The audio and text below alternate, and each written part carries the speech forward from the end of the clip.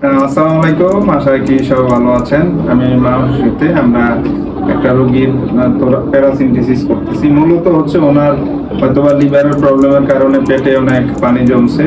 আমরা হচ্ছে ওইটাই অ্যাসাইটিক ফ্লুইডটা বের করবো। মূলত এটা দুইটা কারণে বের করবো, ডায়াগনস্টিক পারপাস যেটা হয়তো টেস্ট করা, বা হলো থেরাপিউটিক পারপাস যাতে ওনার কষ্টটা রিলিভ হয়, পানি কমে।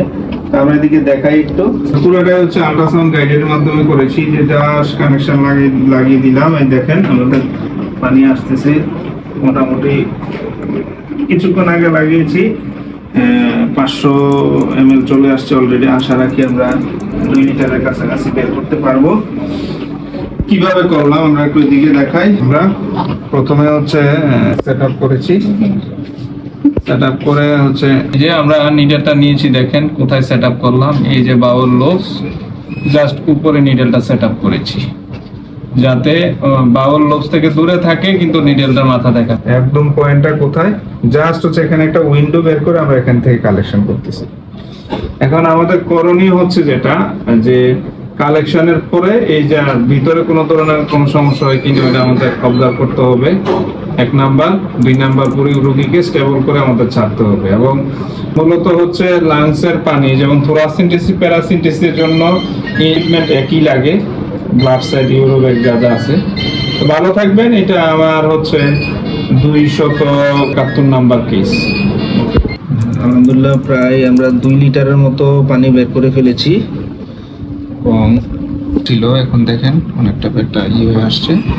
আমরা মূলত এখন বের করার আগে নিডেলে কোনো ধরনের ভিতরে কোনো ধরনের প্রবলেম হলো কিনা দেখেন পানি কি পরিমাণ কমছে, একদম খাদ্যনালীগুলো পাশাপাশি চলে এসেছে, আমাদেরও বের করার সময় হয়েছে। অতএব ওই আল্ট্রাসাউন্ড গাইডের সুবিধা হচ্ছে আমাদের বারবার একটু প্রোব দিয়ে দেখতে হবে যে নিডেলটা কোনো কিছুতে আঘাত করতেছে কিনা, এবং রুগীকে কোনো কাশি দেওয়া যাবে না বা পোস্টার চেঞ্জ করা যাবে না, এই সম্পর্কে সবসময় বলতে হবে। তা আমরা এখন নিডেলটা বের করে ফেলবো। এই তো ওই যে নিডেল আমরা ব্যাক করে ফেললাম, কোনো ধরনের ড্যামেজ বা কোনো অন্য সমস্যা নেই। আমাদের আলহামদুলিল্লাহ ভালোভাবে শেষ হলো, এবং আমরা প্রায় 2 লিটারের মতো পানি বের করে দিছি। এখন কি আরাম লাগতেছে? হ্যাঁ, তো রোগীটার জন্য দোয়া করবেন।